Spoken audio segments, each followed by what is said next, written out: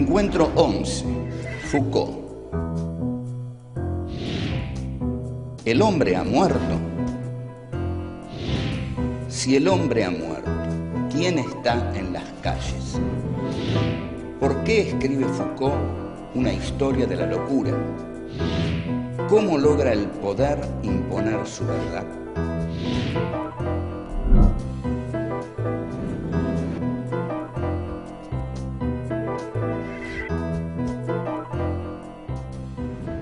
Vamos hacia el encuentro de Michel Foucault. Michel Foucault es la gran estrella del pensamiento francés que surge a mediados de la década del 60. Como gran estrella del pensamiento francés, también se presenta como el sucesor de Jean-Paul Sartre, que lo había sido en los finales de la década del 40, durante toda la década del 50, y comienza aquí entonces el pensamiento estructuralista. El pensamiento estructuralista, el puntapié inicial lo había dado Lévi-Strauss, Claude Lévi-Strauss, con dos obras fundamentales como El pensamiento salvaje y Antropología estructural. Ninguno de los estructuralistas va a estar satisfecho o contento cuando le digan estructuralista, salvo quizá Lévi-Strauss, quien nunca renegó de ese concepto. La aparición de Michel Foucault es una aparición espectacular realmente, y lo hace con un libro que tiene un enorme éxito y que es Las palabras y las cosas. Las palabras y las cosas, vamos a ir a lo que se dice al grano. La fórmula que trae Las palabras y las cosas, basándose un poco en Nietzsche, es el hombre ha muerto. El hombre ha muerto, frase que puede despertar nuestra curiosidad, indudablemente, pero para eso la elabora Foucault, digamos, para despertar la curiosidad de los lectores y que lean su libro. Entonces, Foucault es un seguidor de Nietzsche, y de Nietzsche a través de la lectura que Heidegger hace de Nietzsche. Foucault dice que él leyó a Heidegger en 1951 y que tiene miles de páginas de Heidegger marcadas, señaladas, escritas en los márgenes, etc.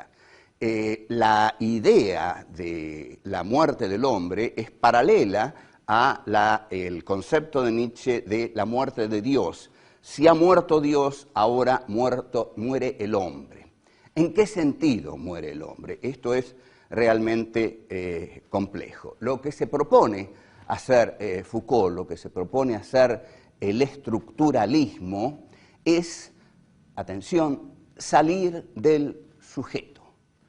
Ese sujeto que Descartes en 1637 pone ahí en la centralidad como punto de partida epistemológico único, el ego cogito ergo sum, el yo pienso, ese sujeto centralizado, ese sujeto que domina todo el conocimiento y toda la realidad, va a ser cuestionado por Descartes y va a decir: el sujeto no está en el centro ni domina la realidad. El sujeto, por el contrario, pertenece a lo que Foucault va a llamar la trama histórica. Está en algún lugar de la trama histórica, pero no es un sujeto constituyente de la realidad, sino que es un sujeto constituido por las relaciones de la estructura.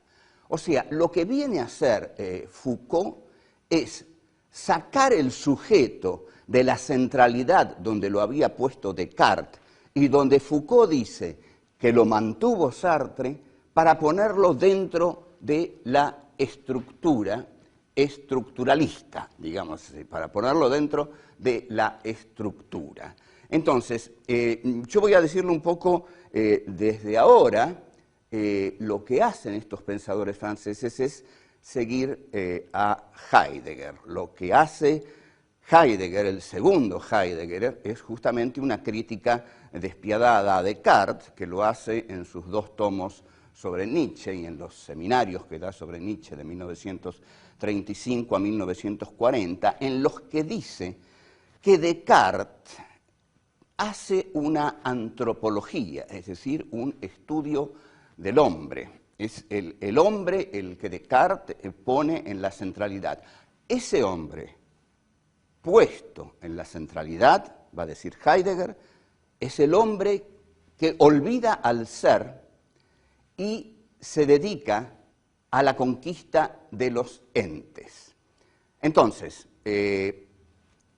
lo que hace el pensamiento francés es salir del sujeto para poder entrar en Heidegger. Lo voy a explicar bien. El pensamiento francés, esto es quizás algo que un poco lateral, pero muy importante. El pensamiento francés, a mediados de los años 60, veía ya claramente, y esto está en un texto de Derrida, Espectros de Marx, veía claramente la caída del marxismo, la caída de la Unión Soviética. En realidad, Jacques Derrida dice en Espectros de Marx, nosotros ya desde los juicios de Moscú y desde Hungría, ni siquiera necesitamos esperar a la primavera de Praga, veíamos que la Unión Soviética se caía y que el marxismo no nos servía más como instrumento de conocimiento de la realidad. Entonces necesitan una crítica a la modernidad capitalista que no provenga de Marx, y la encuentran en Heidegger. Heidegger, efectivamente, es uno de los más grandes críticos de la modernidad capitalista en tanto técnica apropiadora de los entes, de los objetos, de la realidad. Entonces, lo toman a Heidegger, pero para tomarlo a Heidegger tienen que adaptarse a él, porque Heidegger es el filósofo que liquida al sujeto, porque va a decir, esta apropiación que hace el ente antropológico de la realidad no es el sujeto no es lo que constituye la realidad, sino que la realidad es ahora apropiada por la técnica del sujeto. Esto va a quedar claro en un próximo bloque.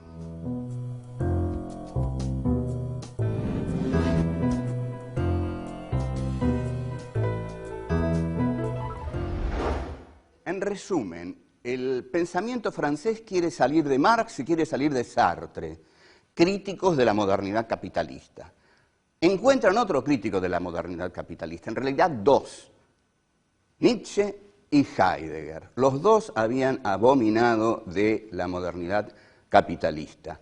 Heidegger había dicho que esa modernidad capitalista que comienza en Descartes, poniendo el sujeto en la centralidad, había olvidado al ser y se había concentrado en la conquista de los objetos, de los entes, se había perdido en eso. Al contrario de los griegos no partían del sujeto, los griegos estaban en estado de abierto con el ser y tenían una, relación de encuentro con el ser, ¿no? Algo que mucho más tarde Heidegger le va a poner un nombre Ereignis, es decir, un momento en el cual el hombre se encuentra con la plenitud del ser. Esto se pierde en Descartes. Entonces, el sujeto muere en Heidegger y Foucault también dice, hay que terminar con el sujeto como punto de partida epistemológico. Entonces, lo que vamos a poner en el centro ahora es la estructura, y al sujeto lo vamos a poner dentro de la estructura. O sea, para salir de Heidegger había que poner al sujeto dentro de la estructura y someterlo a infinidad de determinaciones. Sin embargo, las palabras y las cosas y la fórmula el hombre ha muerto no tiene fortuna inicialmente, porque Foucault publica en 1966 su libro y en mayo de 1968 ocurre el Mayo francés. Entonces, si el hombre ha muerto, ¿cómo vamos a hacer el Mayo francés?, dicen los estudiantes. Y dicen una frase memorable, dirigida a los estructuralistas. Las estructuras no bajan a la calle, las estructuras no salen a la calle. Los que salen a la calle son los sujetos. Y esto, ¿a quién trae de vuelta al primer plano de la escena filosófico-política en Francia durante el Mayo francés? Al ya veterano Jean-Paul Sartre, es decir, al filósofo del sujeto libre que con su praxis hace la historia. Entonces, en el Teatro Odéon, donde se concentran todos los estudiantes que están haciendo el Maya francés, como gran honor al único pensador al que llaman a hablar es al ya veterano Sartre, que va muy gustoso, se dispone a hablar y un estudiante le pasa un papelito y le dice así el papelito: Sartre, no nos des la lata, que después tenemos que planificar lo que vamos a hacer mañana. Bueno, no sé cómo le habrá caído a Sartre que le dijeran Sartre no nos den la lata, pero esto era todo lo que iban a aceptar los estudiantes franceses de parte de sus filósofos. Entonces, lo que hace Foucault, que tampoco entró aquí en la Argentina, porque ustedes imaginen lo que pasaba en la Argentina y en América Latina. El Che proponía el hombre nuevo. Se hablaba del nuevo hombre, se vivía un estado revolucionario en toda América Latina a través de las guerrillas latinoamericanas que requerían a un hombre nuevo dispuesto a jugarlo todo, a dar su vida, a entregar todo lo que podía entregar, sobre todo lo máximo, su vida, y la fórmula de Foucault tardó mucho en entrar.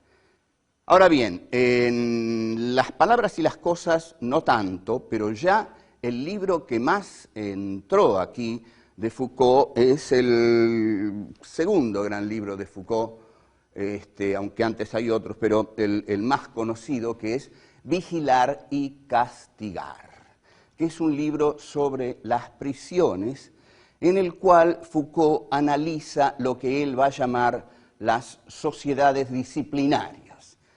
Para Foucault, y en este sentido el aporte de Foucault es invalorable, invalorable, voy a decirlo contundentemente, Foucault es un brillante analista del poder. No ha habido quizá un analista del poder más brillante y exhaustivo que Foucault. Lo único que le costó mucho explicar es cómo uno se resiste al poder. Foucault lanza una fórmula: donde hay poder, hay resistencia al poder. Ahora, se pasa demasiados años explicando el poder y la resistencia al poder no aparece nunca. Incluso sus discípulos, hacia 1978, 79, le dicen, bueno, pero Michel, ¿cómo nos resistimos a este poder que describiste durante tantos años con tanta plenitud? ¿Cómo describe Michel Foucault el poder? ¿Cuáles son los poderes de los que se ocupa? Bueno, el poder para Foucault va a ser el poder de la razón. Lo que usa el poder es la razón. Entonces, la crítica que va a hacer Foucault no es nada nuevo en este sentido, porque ya vimos que Adorno y Horkheimer, en Dialéctica de la Ilustración, criticaban a lo que llamaban razón instrumental, a esa razón que venía del iluminismo como diosa razón y se transformaba en razón instrumental para dominar la naturaleza y los hombres, y finalmente su aplicación más macabra ocurría en Auschwitz. Ahí entonces Michel Foucault se basa en ese texto de Adorno y Horkheimer, se basa también en la concepción que tiene Heidegger de la razón, y va a desarrollar su propia concepción de la razón en dos libros fundamentales: Historia de la locura en la época clásica y Vigilar y castigar. Volvemos.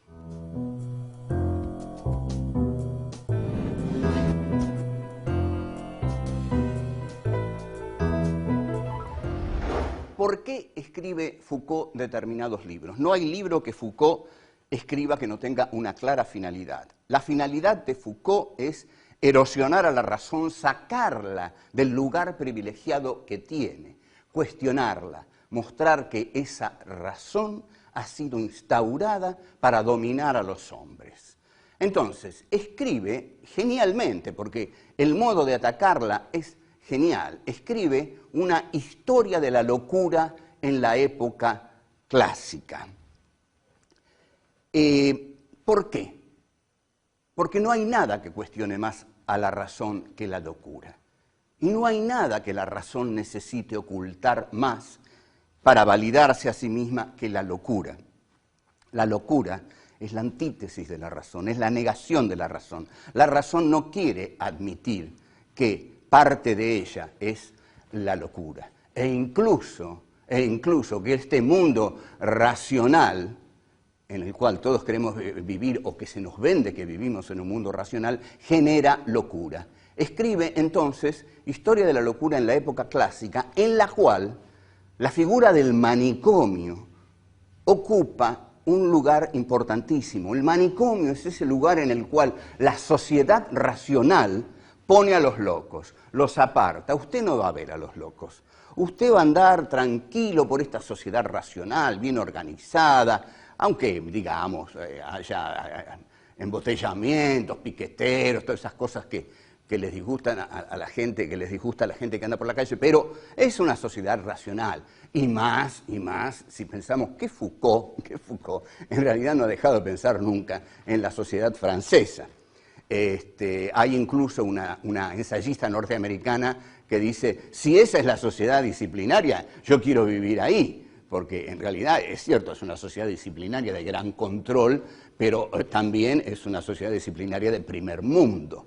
Bueno, pero de todos modos, ahí Foucault dice que esa sociedad disciplinaria es una sociedad racional para dominar a los hombres. Y para dominar a los hombres, la razón tiene que apartar de sí a la locura. El manicomio, entonces, cobra una importancia central, porque apartar de sí aquello que es diferente es fundamental para la razón, para su propia afirmación. Porque la locura, atención a esto, la locura es el mayor cuestionamiento a la razón. Entonces, los locos al manicomio. Lo otro que analiza Foucault en Vigilar y Castigar, que es otro de sus grandes libros, es la delincuencia, digamos. Es la sociedad civil que tiene que ser organizada, transparente, en la cual todos tenemos que poder vivir, que ya Thomas Hobbes en el Leviatán dijo que los hombres librados a sus propios instintos generaban una guerra de todos contra todos, y que el hombre era el lobo del hombre y que por eso el Estado, el Leviatán, era necesario para armonizar esa guerra de todos contra todos. Entonces, todos cedían su voluntad al Estado y el Estado organizaba la sociedad. Bien, dice Foucault, esta sociedad, para organizarse así, necesita las cárceles. Entonces, si a los locos se los amontonaba en los manicomios, a los delincuentes se los va a amontonar en las cárceles. Muy bien, ¿qué hay que hacer en la cárcel? ¿Cuál es el elemento esencial de la cárcel? Foucault se acuerda de una figura de Jeremy Bentham, un teórico inglés del siglo XIX, que había escrito un librito chiquito en el que desarrolla la figura de lo que Bentham llama el panóptico. ¿Qué es el panóptico? El panóptico es una torre puesta en la mitad de la unidad carcelaria. Toda la unidad carcelaria está construida alrededor del panóptico. Supongamos que yo soy uno de los guardias de la unidad carcelaria. No me gustaría hacerlo, pero supongamos que lo soy. Desde el panóptico, yo puedo ver todo alrededor, puedo ver y no ser visto. Esto es lo fundamental, el control central que ejerce el panóptico es ver a los que están en las prisiones y que los que están en las prisiones no vean a aquellos que los ven desde el panóptico. Entonces, el que ve cosifica al otro, hace del otro un objeto visto, pero no un ser humano. Para el guardia del panóptico, el tipo que está en la cárcel es una cosa a vigilar, una cosa a controlar, una cosa a ver, pero una cosa que no tiene que verlo a él. Él tiene que ver y no ser visto. Y el que está en la cárcel, no tiene que ver. Tiene que ser visto, pero no ver. Este es el esquema del panóptico.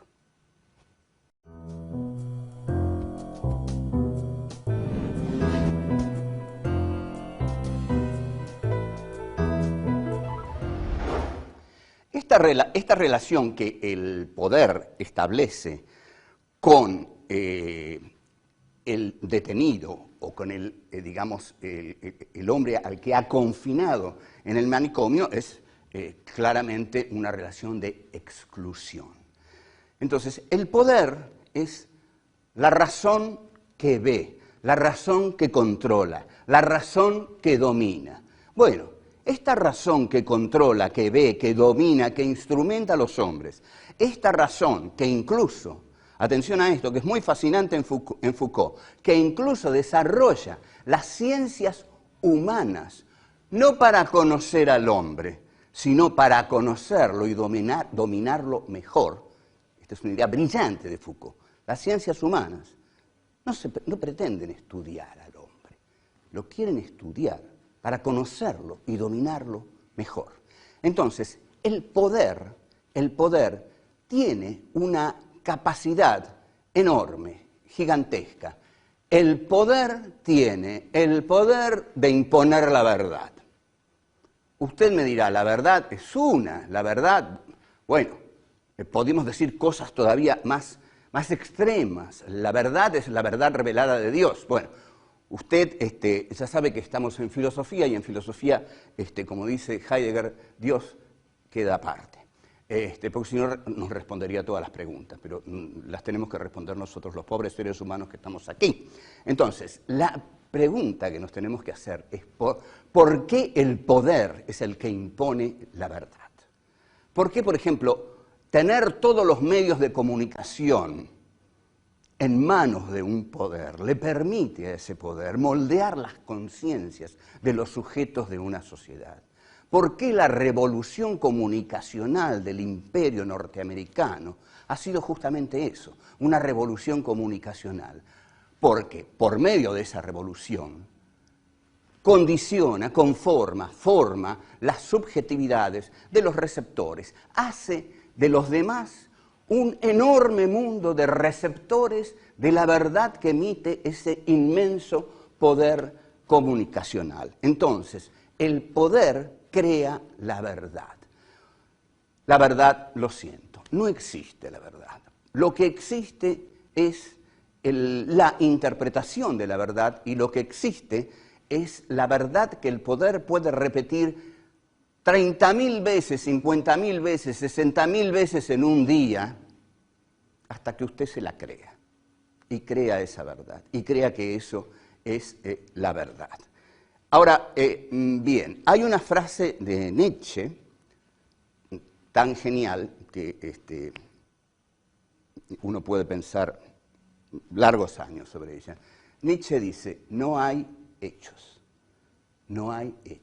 hay interpretaciones. O sea, ningún hecho nos va a dar la verdad.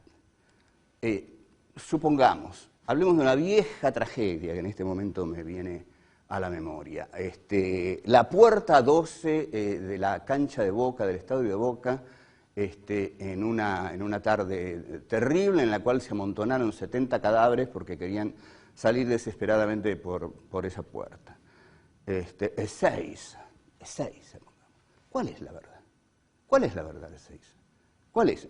La que dicen los que estaban en el palco, la que dice la gente que estaba abajo, la que dice la columna que venía del sur, la que dice Osinde, la que dicen los montoneros, la que dice Cámpora, la que dice Fabio. ¿Cuál es la verdad? Bueno, hay interpretaciones. El hecho es uno. Algo terrible ocurrió en Ezeiza, pero la interpretación de ese hecho es múltiple. O sea, no hay hechos, hay interpretaciones. Si hay interpretaciones, entonces el poder tiene justamente el poderío de imponer la suya. Esto es el poder. El poder es la capacidad que tiene un determinado grupo de imponer su verdad como verdad para todos. De lo que se trata para el poder es de imponer esa verdad. ¿Cómo lo hace? Lo hace teniendo la mayor cantidad posible de medios para comunicar. Entonces, lo que comunica el poder es la verdad del poder.